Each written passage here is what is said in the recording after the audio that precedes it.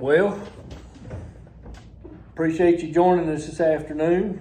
We got with us Brother Ross here from the Central Global Methodist Church. Glad to be here. Appreciate you meeting this evening. It's been a little hectic trying to get here. A lot of road incidences and things like that. Yes, sir. I wish Randy could have been with us this evening and helped, but his father's not doing too well, and Right. our prayers are with him Absolutely. and all that. But we wanted to get started and bring to you today how the Helping Hands got started, how Central got started.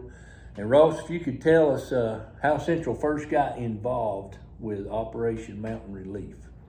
Well, from my point of view, I knew Central got involved when Randy Lee, our outreach minister, gave me a call and asked me to go to breakfast one morning. He had something he wanted to share with me and see if I might be interested in.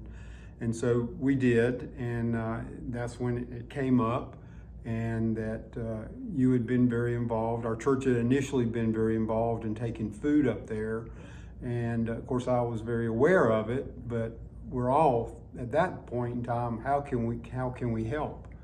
And so it was really a poignant time in my life because my mother passed away in the summer, and so I had some free time, and so you and Randy asked me to kind of be the conduit, the vocal point on the other end of the phone calls. As phone calls started coming in to the Helping Hands, to the church for Helping Hands, and so I felt quite comfortable doing that and wanted to serve, and I felt like God was really speaking to me to do that. You became the man behind the phone for Helping Hands, literally. Yeah. Yes, sir. Now, you made the trips up with us when we delivered all the stuff, and you got to see for yourself what had happened. Can you describe what you saw it on the news, you saw all this stuff. Can you describe what you saw for yourself, the devastation? What did you think? Well, it was just overwhelmingly, it's hard to put words to it, really. I think video, TV, yes, the devastation, you can see it, but until you're there and you can experience, it literally does look like a war zone. And to stand where houses used to be and where 50 feet of water overwhelmed those houses, and how you saw the mud lines up on the banks, and how Trash bags in the trees. Debris, concrete, parts of bridges in the water. It was just truly looked like a war zone. Yeah. That's the best way I can describe it. Yeah. And when once all the food donations and stuff went up, and we did it was in between that point and the winter clothing drive that the Helping Hands sort of developed. Yes. And can you just kind of give a brief description of the purpose of Helping Hands? Okay, the purpose of Helping Hands here at Central was to be an extension of you, Wayne, and your videos for that people would find out about you and want to help, like we all did and all do, continue to do. They need somewhere to call. And so we gave them you gave them the church number. And so each day I call in and retrieve all those messages remotely from my cell phone and make those phone calls back. And I think initially there were a lot of questions because they didn't know a lot about us. And so they were asking a lot of questions about who we are and who was I. And so I just tried to be as transparent as possible. And over time, word has gotten out about Central Global Methodist Church and Helping Hands and what you're doing at Deep River Farm. And so a lot of people have been referred through other people. And so they're just, people live far away, or they're elderly, or they're working full time, and, there's very little that they can do, but they can give money and they can send gift cards and they can pray. And so I just encourage them, and I give them the addresses, I answer any questions they have, I give them my cell phone in case they have any follow-up questions. And so I think all of that has helped create some level of trust. And so I think this video hopefully will build that up even more. Yeah, because now they see the face behind the phone. Right. And they know who you are. And now we went through and talked with Pastor Tim, and he's been helping vet the families Yes. that we get. Do you want to describe what that process has been like? Well, we've been very grateful to Pastor Tim because he has done the legwork. Of course, he knows a lot of these people. Several are members of his congregation who have lost so much. And so the way I understand and the way we've helped vet is, first of all, these families have no other recourse. They're not getting any help from FEMA. Insurance is not able to help them or won't help them. They do not qualify for any other government aid. Most of them are, at least one in the household is still working, so they have a mortgage to pay on while they're trying to figure things out, and that information is coming to them so slowly. So The insurance company basically, if they are helping them, they're slow walking it. Yes. And those are primarily the people that, like, a tree fell through. But Right. the people that, like one of the families, he had hurricane insurance. Right. But they declined his hurricane policy and said it was flooded. Right. And he said he knew people down the creek that had flood insurance, and they denied the flood insurance because they said the earth moved. Right. So, you know, There were a lot of mudslides. there were a lot of mudslides, but, you know, it's any way possible these people are getting shafted from the insurance. And I will also say, these folks that have been vetted, they really have not wanted to ask for help. Mm-hmm. They're very proud people, but their backs are against the wall, and so they know they need some help. And finding resources, from financial resources to contractors to materials to appliances. I mean, they're starting over. Mm-hmm.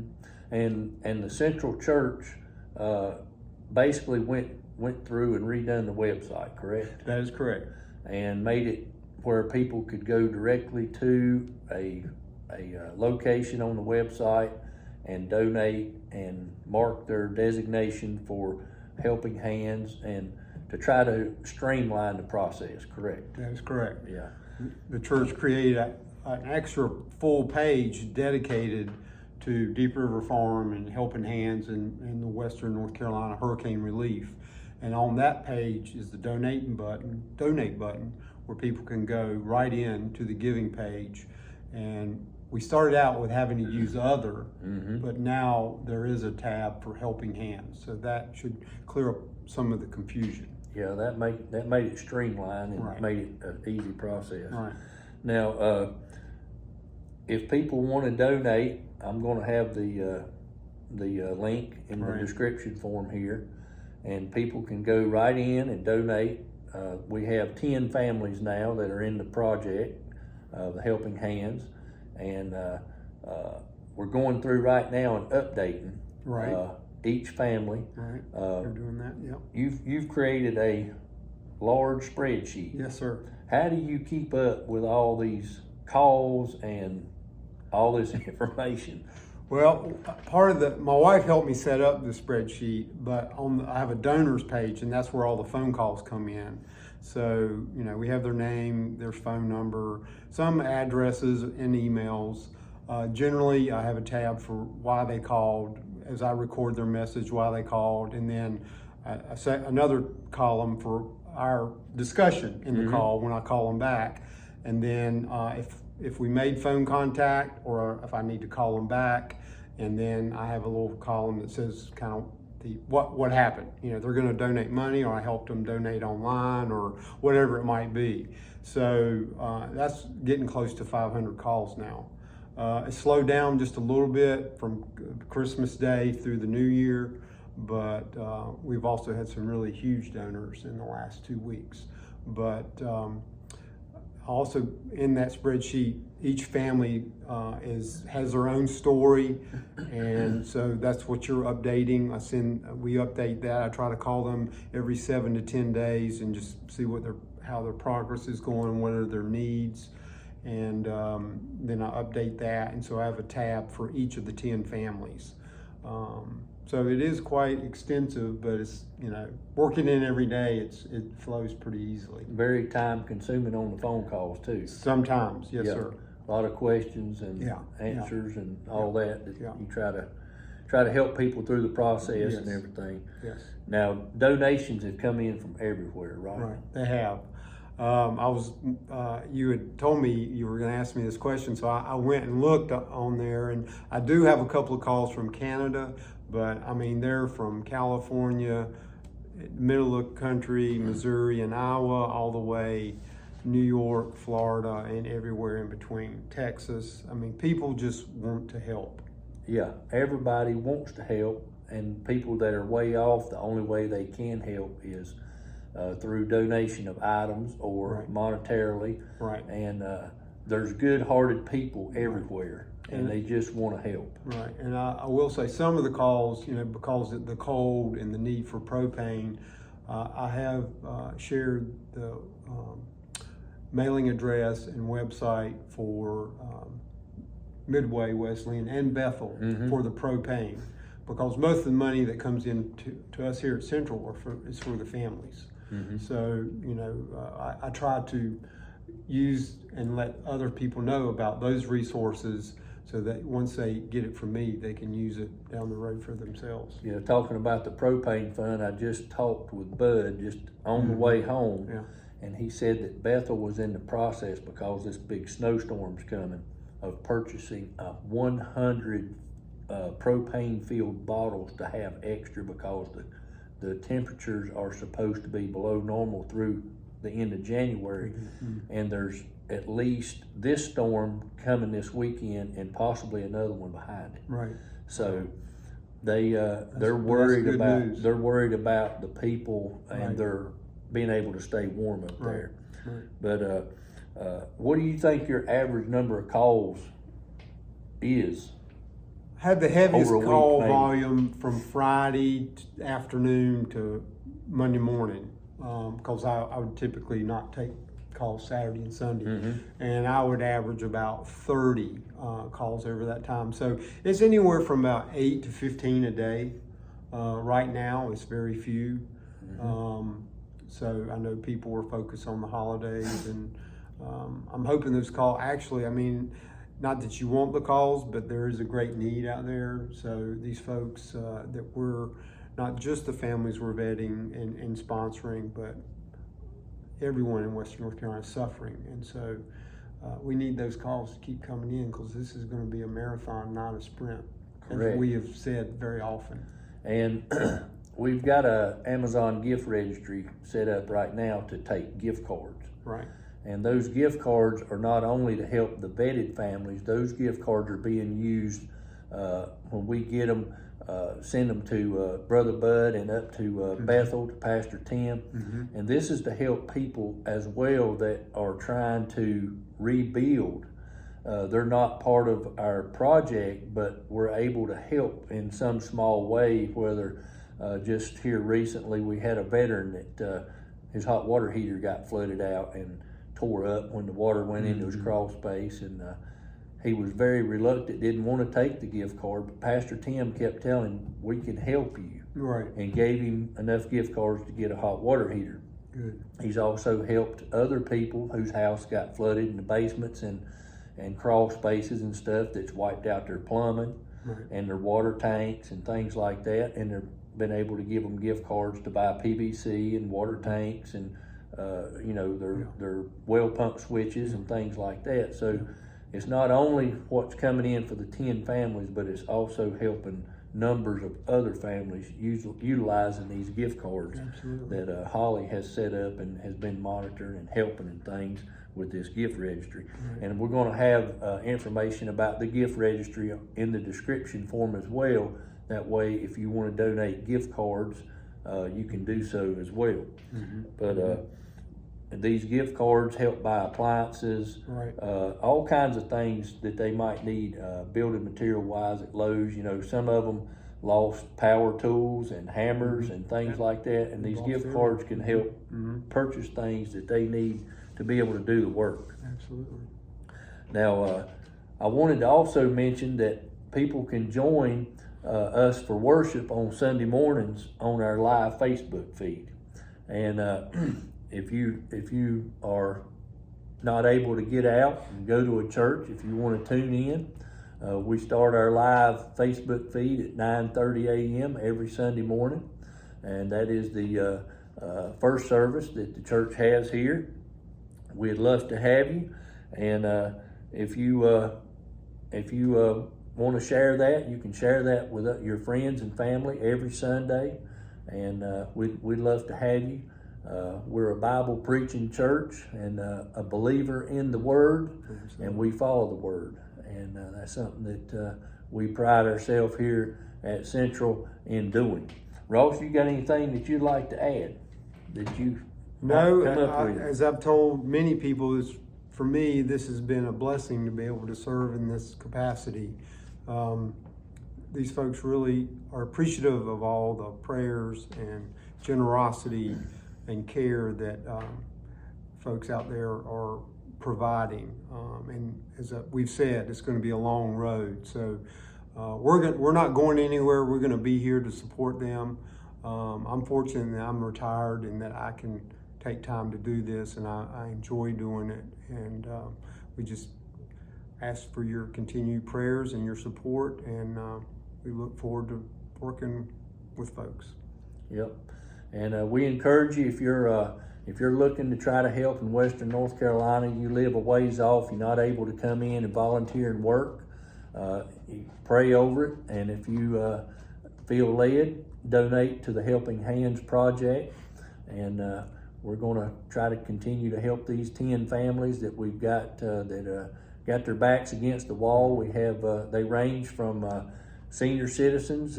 We've had one that's had a stroke and disabled, and the husband has been forced to go back to work to try to help get things for that person.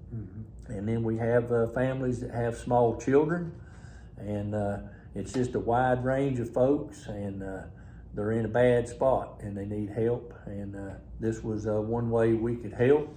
We can't help everybody, but maybe other churches that see this video may be inspired and want to help and do the same thing that we're doing to try to help some families, because there's a long list of people that need help. Yes.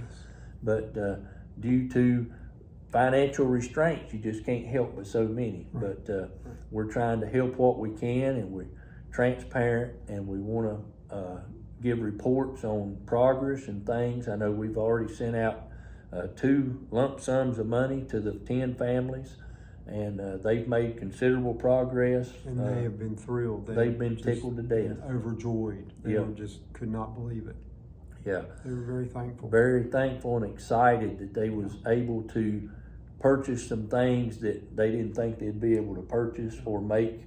In one case, on family number 7, was able to pay for the grading for his new home. Right.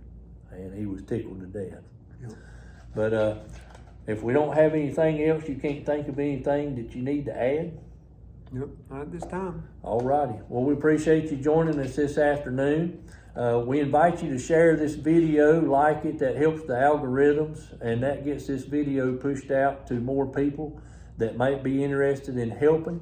And that's our main goal, is to get the word to the people. And we've done that by issuing a call for Bibles. Those Bibles are going up into the hills every trip, and our goal is to do that, get the word up there, and also to help those that are in desperate need, and to help keep people warm and safe and fed. Absolutely. So Ross, we appreciate you joining Yes, us. sir. Appreciate Yes, sir. everything you're Thank doing, you. sir. Thank you. And for what you're doing here at Central and the role that you're doing as a facilitator for the Helping Hands project. Well, I'm just glad to do it. We appreciate it. Thanks for joining. Have a blessed evening.